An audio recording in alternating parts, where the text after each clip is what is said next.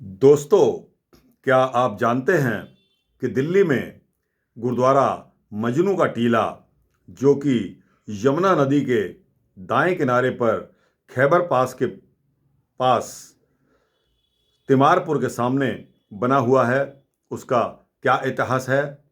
नहीं ना? इतना पुराना गुरुद्वारा, दोस्तों, आपको इतिहास जरूरी जानना चाहिए। हर चीज़ का कुछ ना कुछ इतिहास होता है। तो आइए, आज मैं आपके समक्ष गुरुद्वारा मजनू का टीला, जिसका इतिहास बहुत ही पुराना है, वो आपके समक्ष रखता हूँ। गुरुद्वारा मजनू का टीला यमुना नदी के किनारे खैबर पास के थोड़ा हटकर तिमारपुर के सामने बना हुआ है। हर साल बैसाखी के दिन यहाँ खालसा पंथ का, जो कि स्थापना दिवस मनाया जाता है, बहुत ही धूमधाम के साथ मनाया जाता है। उस दिन यहाँ पर गुरु का लंगर भी बांटा जाता है, जिसमें हजारों लोग जात पात से ऊपर उठकर एक ही पंगत में बैठकर प्रसाद पाते हैं। दोस्तों, बादशाह सिकंदर लोधी के शासनकाल के समय यहाँ पर एक मुसलमान फ़कीर रहा करता था, जो लोगों को अपनी नाव से मुफ्त में ही नदी पार करवाता था। वह अल्लाह की धुन में इतना मस्त रहता था कि लोगों ने उसका नाम मजनू अर्थात पागल रख दिया। मजनू का नाम फारसी और सूफी साहित्य में एक प्रतीक बनकर रह गया है, क्योंकि उसे अपने महबूब की सूरत में रब दिखाई देता था।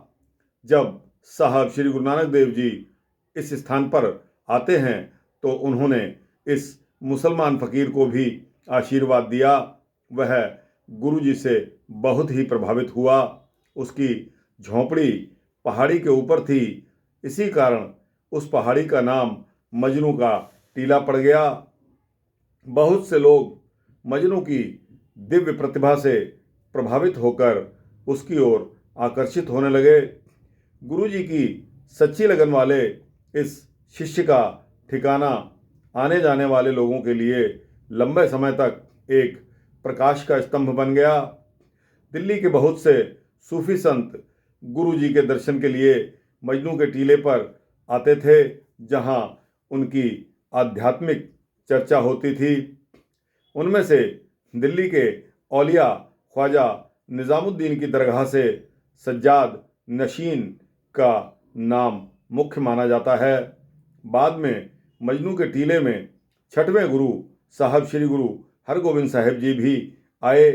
जब जहांगीर ने उन्हें बुला भेजा था, तब तक वे यहीं रुके थे।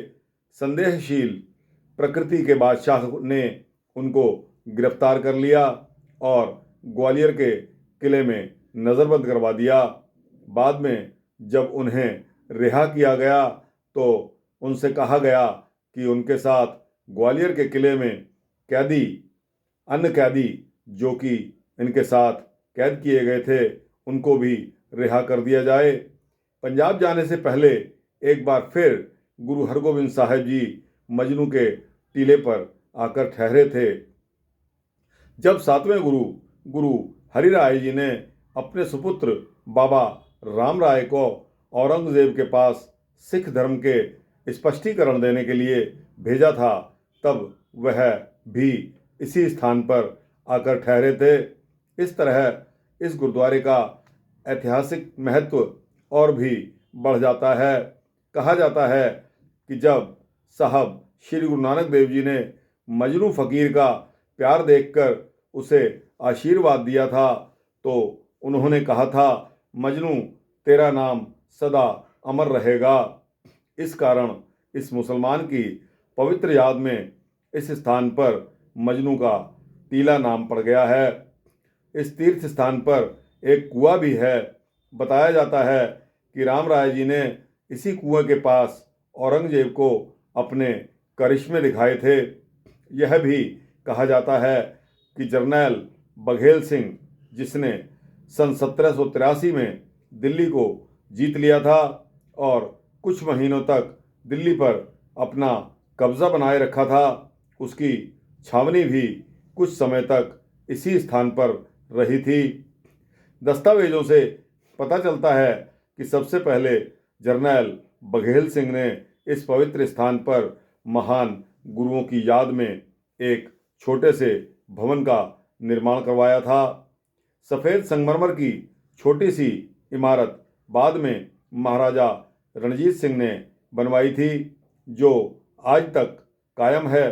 महाराजा ने इस गुरुद्वारे के साथ एक जागीर भी लगाई थी। इस जागीर की आमदनी के द्वारा इस गुरुद्वारे की सेवा और रखरखाव किया जाता था।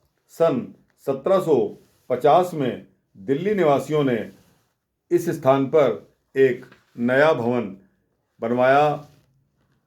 हर धर्म और हर देश में जब लोग बेईमान हो जाते हैं, वे बर्बर और जालिम हो जाते हैं, तब रब मेरे जैसे किसी बंदे को भेजता है जो उनको ख़त्म कर देता है। यह है गुरुद्वारा बंदा बहादुर का इतिहास, जिसकी 2 लाइन मैंने आपको सुनाई। तो दोस्तों, बाद में बंदा बहादुर साहब ने भी बताते हैं कि नवाबे सरहिंद को मारकर और युद्ध जीत लिया था, लेकिन बाद में फूट पड़ने के कारण जब मुस्लिम देशों ने इकट्ठे होकर आक्रमण कर दिया, तो उसके बाद यह निश्चित था कि बंदा सिंह बहादुर का भी अंत हो गया। तो दोस्तों, बंदा सिंह बहादुर के इस वृतांत को हम अगले एपिसोड में लेंगे। तब तक के लिए दोस्तों, यह वृतांत था आपके सम्मुख गुरुद्वारा मजनू का टीला, जो कि यमुना किनारे पर खैबर पास के निकट तिमारपुर के सामने स्थित है। दोस्तों, वृतांत अच्छा लगा हो तो इसको लाइक करके शेयर अवश्य करना, और अपने जैसे गुरु की मुख की तरफ गुरु प्रवृत्ति रखने वाले भक्तों को अवश्य भेजना। और इसी तरह के वृतांत सुनने समझने के लिए मेरे चैनल को सब्सक्राइब कर देना, तो आपको आने वाले अगले सारे प्रोग्राम मिलते रहेंगे। वाहिगुरु जी का खालसा, वाहिगुरु जी की फतेह।